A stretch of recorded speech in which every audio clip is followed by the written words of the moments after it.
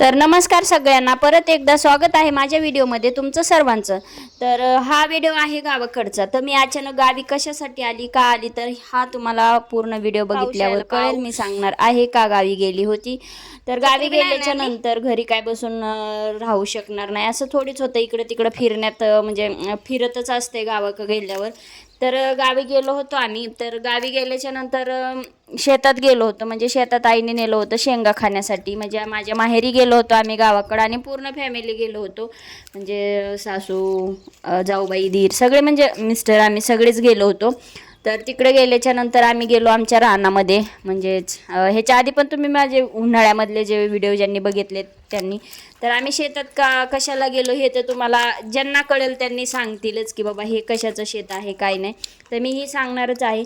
तर हे आहे शेतात मुगाच्या शेंगा, म्हणजे मूग असतो ना ते कडधान्य, जे माहिती ज्यांना माहिती नाही त्यांना सांगते। तर हे मुगाचे शेत आहे, ते मुगाच्या शेंगा खाण्यासाठी आम्ही गेलो होतो।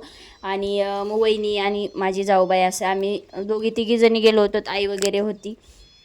तर पूर्ण लांबपर्यंत शेंगाचं, म्हणजे मुगाच्या शेंगा होत्या। शेंगा खाऊन झाल्याच्या नंतर थोडंसं इथं मी वल्ल्या शेंगा तोडल्या होत्या आम्ही खायला म्हणजे इकडं पुण्याला आणण्यासाठी थोड्या वल्ल्या शेंगा घेतल्या होत्या। आणि वाळलेल्या सुद्धा शेंगा चालू होत्या, सरसगट काढायला मूग नव्हता आला, पण जे वाळल्या शेंगा आहेत त्या तोडायच्या चालू होत्या। ते तोडत होती माझी वहिनी, म्हणजेच भावाची बायको। तर मी जाऊबाईंना पण वहिनी म्हणते ना, त्यामुळं कन्फ्यूज होऊ नये म्हणून सांगितलं। आणि वल्ल्या शेंगा पण आम्ही खाण्यासाठी तोडत होतो। तर मी काय शेंगा वगैरे जास्त तोडल्या नाहीत, मी अगोदर खाऊन घेतलं आणि नंतर तोडण्यामध्ये, म्हणजे तोडून किती व्हिडिओ शूट करण्यापुरतं तोडले असंही म्हणलं तरी चालेल। तर कारण मला येतं, काम येतं, असं नाही की व्हिडिओ शूट करण्यासाठी केलं तर, पण व्हिडिओ शूट करण्यासाठी तोडल्याच होते म्हणा। कारण शेतात गेलो, शेतातला ब्लॉग आहे तेवढा तर कंप्लीट करावाच लागेल त्यासाठी। तर ते व्हिडिओ शूट करण्यासाठी असो किंवा कशासाठी असो, पण मला येतंय का नाही हेही तुम्हाला कळेल की बाबा शेतातली कामं येतात का नाही। थोड्याशा शूटमधनं सुद्धा माणसाला समजतं, आणि तसं मला शेतातली सगळीच कामं येतात। मी कुठेही जाऊ द्या, कोणतंही काम असू द्या, मला कुठलंही काम सांगा, म्हणजे शेतातलं गावाकडचं पूर्ण कामं येतात। तर इथं सगळा मूग काढायला आला नव्हता म्हणून थोड्या एक जेवढ्या वाळलेल्या शेंगा आहेत त्या तोडायला चालू होत्या।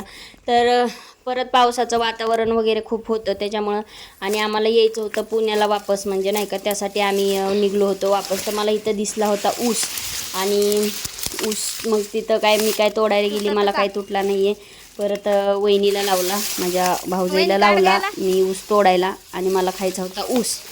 तर माझी तब्येत बी बरोबर नाही आहे, ते कारण आहे एक, त्याच्यामुळं मग नाही का। तरी त्या वहिनी लागली होती ऊस तोडायला।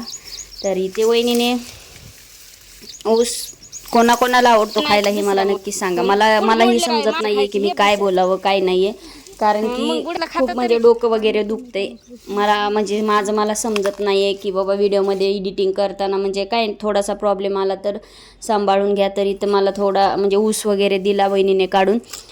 तर फायनली आम्ही निघलो होतो घरी। इथं विहीर होती, आणि विहिरीत म्हणजे बघत होते असंच, तेव्हा व्हिडिओ चालूच होता। आणि पावसाचं खूप वातावरण असं एकदम आभाळ भरून आलेलं होतं, त्यासाठी आम्ही लवकर, ऊन पण होतं आणि आभाळ पण होतं, म्हणजे दोन्ही वातावरण सोबतच होते। तर मी ऊस खात व्हिडिओ तर शूट केला, आणि काय बोलायचं काय नाही म्हणजे मला बिलकुल समजत नाही आहे। म्हणजे मला फक्त एकच प्रॉब्लेम झाला आहे, डोकं माझं खूप दुखतंय। का दुखतंय, कशासाठी दुखतंय काय माहिती नाही। जेवढं मी चेहऱ्यावर जेवढं हसू दिसतंय तेवढंच आतून त्रास आहे मला। तर भेटू नेक्स्ट ब्लॉगमध्ये।